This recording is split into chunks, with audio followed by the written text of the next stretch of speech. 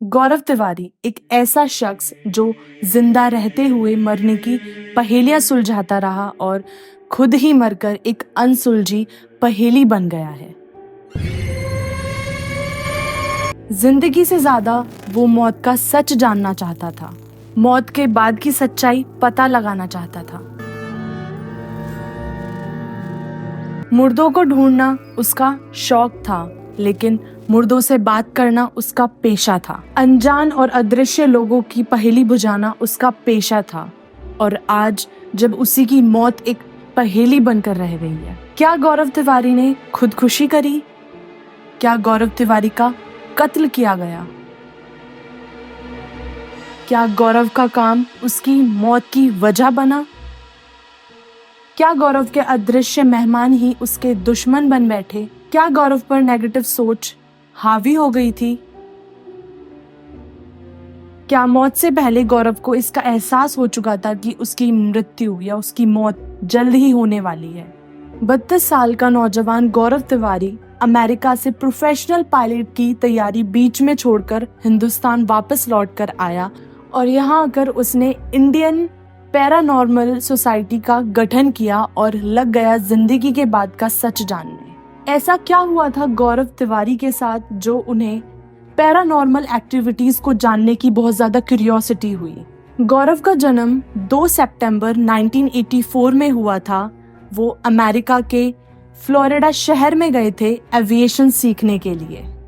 Florida में वो अपने 4 दोस्तों के साथ एक फ्लैट में रहते थे, जहाँ पे उनके पड़ोस में कुछ पैरानॉर्मल एक्टिविस्ट रहते थे जो इन सब चीजों के बारे में, पैरानॉर्मल एक्टिविटीज के बारे में बहुत ज्यादा जानकारी रखते थे। तो जब गौरव उनसे डेली मिलने लगे, उनसे डेली बातचीत होने लगी, तो उनकी इच्छा पैरानॉर्मल एक्टिविटीज को लेके और ज्यादा बढ़ने लगी। वो और ज्यादा इन सब चीजों में इंडल्ज होने लगे। जब एक बार गौरव सर अपने फ्लैट पे अकेले थे तो उन्हें बहुत अजीब अजीब सी आवाजें आने लगी। उन्होंने अपने आसपास में देखा तो उनके आसपास के सारे सामान काफी ज्यादा हिल-डुल रहे थे।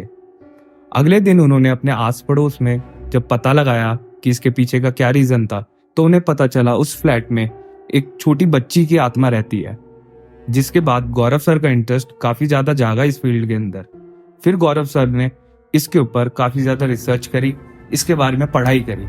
फिर उन्होंने डिसाइड करा कि वो एविएशन छोड़ के पैरानॉर्मल एक्टिविस्ट बनेंगे, जिसमें उन्होंने बहुत ज्यादा फेमस केसेस सॉल्व करे। इसमें मैं कुछ आपको केसेस के नाम बताता हूँ, जिसमें राजस्थान का भांगड़ किला और कुलधारा और मुकेश मिल्स जैसे कई सारे केसेस इन्वॉल्व हैं। 7 जुलाई 2016 को गौरव तिवारी जी की एक बहुत रहस्यमय तरीके से मौत हो गई। अपनी मौत से एक दिन पहले 6 तारीख को जब वो अपने घर पे आए शाम को, अपना सारा काम खत्म करके, वो डेली की तरह अपना आके खाना खा के सो गए। अगले दिन जब वो उठे सुबह, सबसे पहले उन्होंने 8 बजे उठने के बाद उन्होंने अपना नाश्ता करा। 11 बजे वो जब अपने बाथरूम में गए, उसके थोड़ी देर बाद ही उनके बाथरूम में से एक किसी चीज के गिरने की आवाज आती है। जिस आवाज को सुन के गौरव सर के पापा और उनकी वाइफ दोनों भागते हुए आए। कई बार आवाज देने के बाद गौरव सर ने अपना दरवाजा नहीं खोला तो उनके पापा को शक हुआ। उन्होंने बाथरूम का गेट तोड़ दिया। जैसे गेट तोड़ा, सामने गौरव सर की लाश पड़ी थी।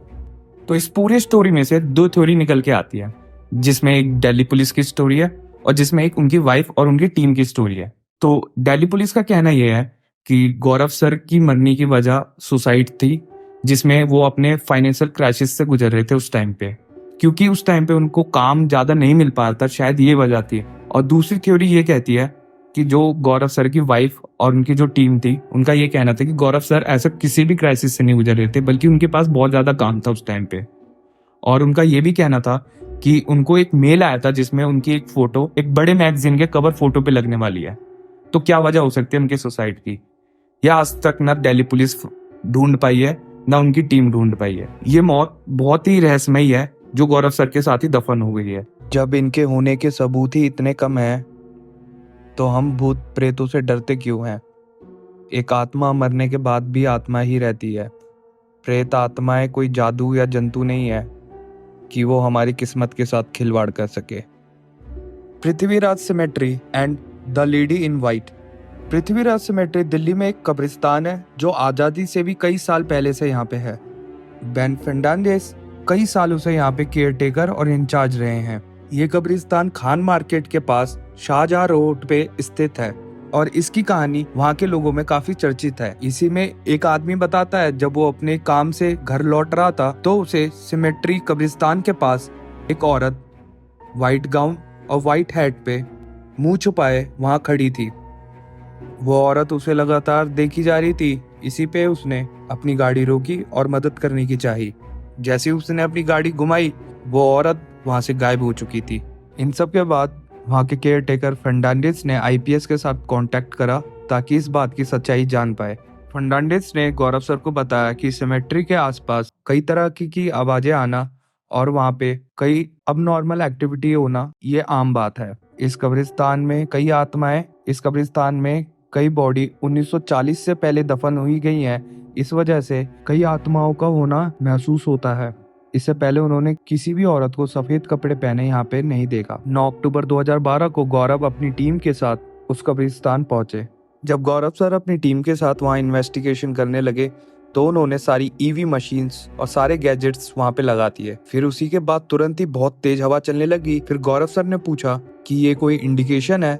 तभी वहाँ पे एक विस्परिंग साउंड सुनाई दी। उसमें से आया हाँ। उस टाइम मशीन की रेटिंग 0.5 mg से बढ़कर 7.2 mg तक बढ़ चुकी थी। फिर गौरव सर ने अपनी टीम के साथ काफी ज्यादा इन्वेस्टिगेशन करी और फिर उनके टीम मेंबर्स ने उनकी काफी ज्यादा फोटोज ली और उस फोटोज में साफ साफ व्हाइट कपड़े पहने एक लेडी नजर आ रही थी।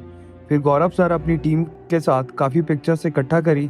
फिर सारी इन्वेस्टिगेशंस के बाद गौरव सर ने वहाँ के केयर टेकर फर्नांडिस से पूछा कि इस कब्र में कोई मैरी नाम की लड़की है।